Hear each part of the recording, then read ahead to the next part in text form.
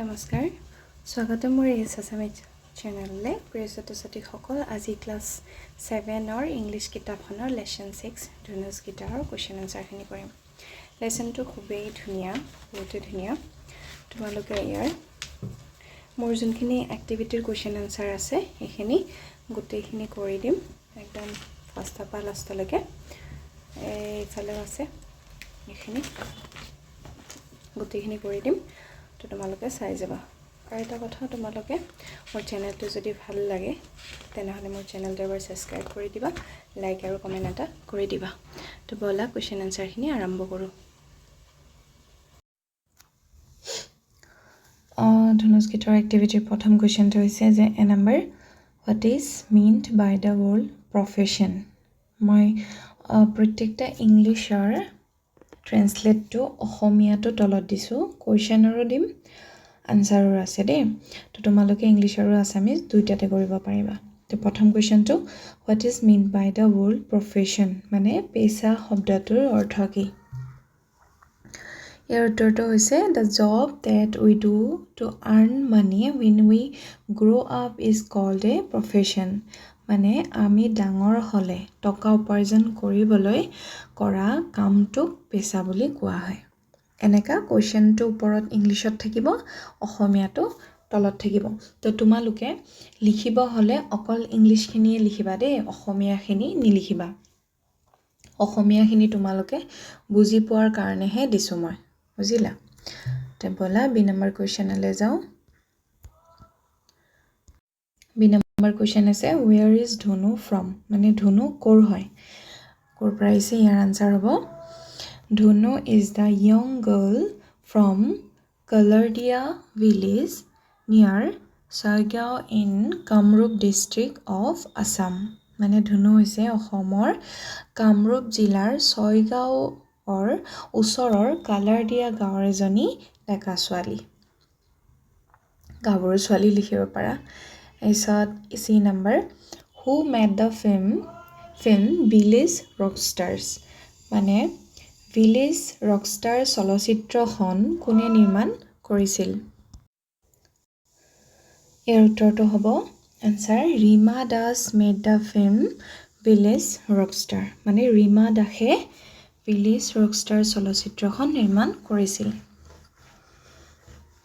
Answer D number question what was the name of Dhunu's brother মানে ধুনুৰ ককায়েকৰ নাম কি আছিল ইয়াৰ উত্তৰ মনেবেন্দ্ৰ was the name of Dhunu's brother মানে ধুনু ককায়েকৰ নাম আছিল মনবেন্দ্ৰ আছিল sir e number question why did the village women often scold Dhunu মানে গাঁৱৰ মহিলাসকলে ধুনুক কিয় প্ৰায়ে গালি পাৰিছিল ইয়াৰ উত্তৰটো হৈছে যে The village women often scolded Dhunu because she liked to climb trees, ride bicycles, swim in the river and play in the paddy fields like boys. So they scolded her for behaving like a boy and playing with boys instead of girls. মানে গাঁৱৰ মহিলাসকলে প্ৰায়ে ধুনুক গালি পাৰিছিল কিয়নো তাই গছত উঠিবলৈ সাইকেল চলাবলৈ নদীত সাঁতুৰিবলৈ আৰু ধান খেতিত লৰাৰ দৰে খেলিবলৈ ভাল পাইছিল হেহে তেওঁলোকে তাইক গালি পাৰিছিল কিয়নো তাই লৰাৰ দৰে আচৰণ কৰিছিল আৰু ছোৱালীৰ খলনি লৰাৰ সৈতে খেলিছিল এখিনি অসমীয়া এছৰ এফ নম্বৰ কোৱেশ্চন হৈছে What did Dhunu's mother tell the woman who scolded her daughter মানে ধুনুৰ মাকে তেওঁৰ ছোৱালীক গালি দিয়া মহিলাসকলক কি কৈছিল ইয়াৰ উত্তৰ Dhunu's mother told the woman who scolded her daughter that none of them come to help her after her husband's death she had been doing both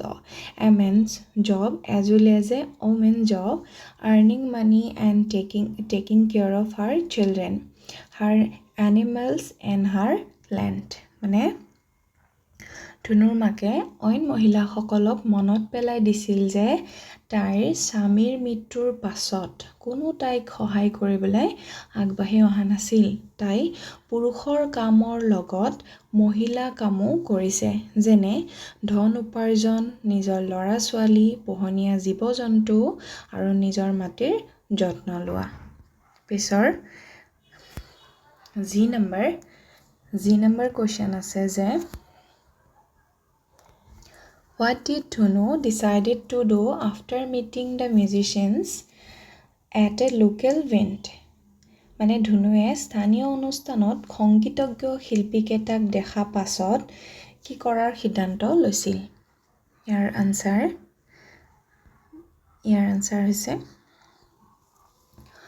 After meeting the musicians at a local event, Dhunu decided to form her own band. মানে স্থানীয় অনুষ্ঠানত সংগীতজ্ঞ শিল্পীকেইটাক দেখা পাছত ধুনুৱে নিজৰ সংগীত দল গঢ়ি তোলাৰ সিদ্ধান্ত লৈছিল।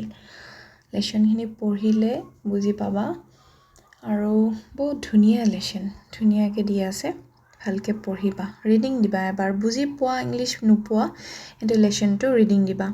আৰু তোমালোকৰ যদি এইটো লেচনৰ অসমীয়া ট্ৰেন্সলেট লাগে, যেনেকৈ মই কুৱেশ্যনটো অসমীয়াটো দিছোঁ, আনচাৰটো অসমীয়াটো দিছোঁ, তেনেকৈ পূৰা লেচনটোৰে যদি তোমালোকে অসমীয়া ট্ৰেন্সলেট বিচাৰা তেনেহ'লে কমেণ্ট বক্সত জনাবা। মই নেক্সট এটা ভিডিঅ'ত অসমীয়া ট্ৰেন্সলেট কৰি দিম বা অসমীয়াত বুজাই দিম। এটা কুৱেশ্যনলৈ আহোঁ। H number What plan did Dhunu propose after she realized that she could not afford to buy a guitar? মানে ধুনুৱে গিটাৰ এখন ল'ব নোৱাৰো বুলি অনুভৱ কৰাৰ পাছত কি পৰিকল্পনাৰ প্ৰস্তাৱ দিলে? ইয়াৰ answer After realizing that she could not afford to buy a guitar, Dhunu proposed that they should make styrofoam musician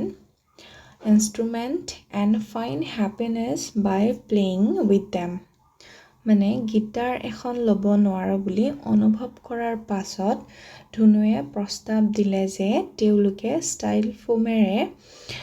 বাদ্যযন্ত্ৰ তৈয়াৰ কৰি সেইবোৰ বজাই সুখ বিচাৰিব। I number question Why did Dhunu start doing odd job around the village? মানে ধুনুৱে কিয় গাঁৱৰ চাৰিওফালে অদ্ভুত কাম কৰিবলৈ আৰম্ভ কৰিলে? Your answer Dhunu started doing odd job around the village because her mother had no money in the bank to buy a guitar. When she asked her mother, she was told that they would have to sell her goat to buy one. So to earn money for the guitar, she began doing small job. মানে ধুনুৱে গাঁৱৰ চাৰিওফালে অদ্ভুত কাম কৰিবলৈ আৰম্ভ কৰিলে কিয়নো তাইৰ মাকৰ বেংকত গিটাৰ কিনিবলৈ ধন নাছিল। যেতিয়া তাই মাকক সুধিছিল, মাকে কৈছিল যে গিটাৰ কিনিবৰ বাবে ধুনুৰ ছাগলীটো বিক্ৰী কৰিব লাগিব। সেইবাবে গিটাৰ কিনাৰ বাবে ধন উপাৰ্জনৰ উদ্দেশ্যে তাই অদ্ভুত কামবোৰ আৰম্ভ কৰিলে। এইখিনিয়ে হৈছে লাষ্ট I number question, মানে এইটো লেচনৰ এক্টিভিটিৰ লাষ্ট কুৱেশ্যন I number। যদি তোমালোকে এইখিনি যদি বুজি পাইছা তেনেহ'লে লাইক আৰু কমেণ্ট এটা কৰি দিবা আৰু মোৰ চেনেলটো এবাৰ ছাবস্ক্ৰাইব কৰি দিবা।